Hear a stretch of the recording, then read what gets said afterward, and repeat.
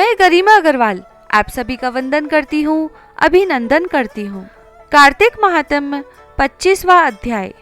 सुना प्रश्न ऋषियों का और बोले सूत जी ज्ञानी, 25वें अध्याय में सुनो श्री हरि की वाणी। तीर्थ व्रत और दान आदि करने से समस्त पाप नष्ट हो जाते हैं, मगर प्रेत योनि में रहने वाले को इसका अधिकार नहीं है।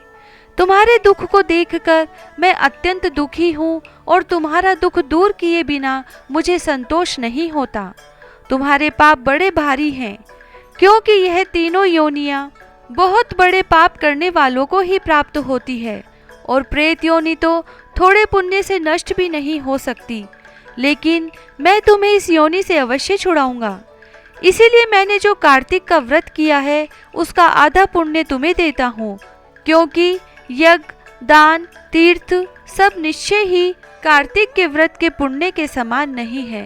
देव ऋषि नारद बोले, हे राजन, इतना कहकर धर्मदत्त ने उसको ओम नमो भगवते वासुदेवाय यह मंत्र सुनाया और तुलसी का जल उसके ऊपर छिड़का। बस फिर क्या था, क्षण भर में वह प्रेत योनि से छूट प्रज्वलित शिखा के समान दिव्य रूप धारण कर लक्ष्मी के समान सुंदर हो गई। तब वह धर्मदत्त को दंडवत करके प्रसन्नता से गदगद होकर बोली, हे ब्राह्मण, आपके आशीर्वाद से मैं इस घोर नरक से छूट गई हूँ। मुझ पाप सागर में डूबती हुई के लिए आप नौका के समान है। नारद जी ने कहा, हे राजन, अभी कलहा इसी प्रकार कह ही रही थी कि वहां पर विष्णुगण एक देदीप्यमान विमान लेकर आए।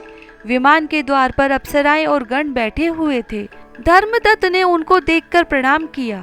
पुण्यशील और सुशील नामक भगवान विष्णु के गणों ने धर्मदत्त को अपने हाथों से ऊपर उठा उसका अभिनंदन करके कहा, हे द्विश्रेष्ठ, आप धन्य हैं जो सदा भगवान विष्णु के व्रत, कथा और सेवा में लगे रहते हैं। आपने जो अपने बाल्यकाल में पवित्र और शुभ कार्तिक व्रत किया था, उसके आधे फल से कलहा के पूर्व जन्म के एकत्रित पाप नष्ट कर दिए हैं। यही नहीं, आपकी कृपा से उसके सैकड़ों जन्म के पाप नष्ट हो गए हैं। आपके जागरण आदि करने से पुण्य प्रभाव से आकाश मंडल से यह विमान आया है।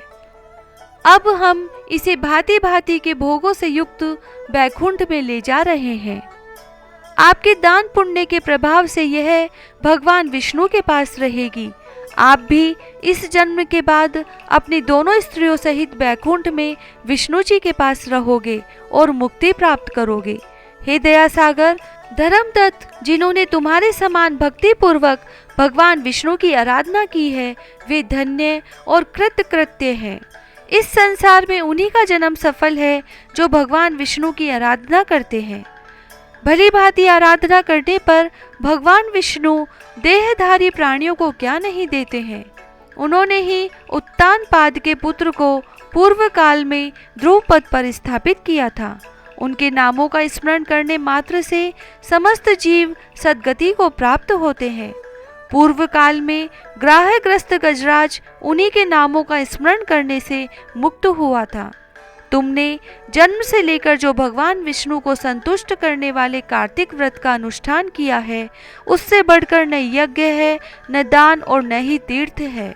विप्रवर, तुम धन्य हो, क्योंकि तुमने जदगुरु भगवान विष्णु को प्रसन्न करने वाला कार्तिक व्रत किया है, जिसके आधे भाग के फल को पाकर यह स्त्री हमारे साथ भगवान लोक में जा रही है।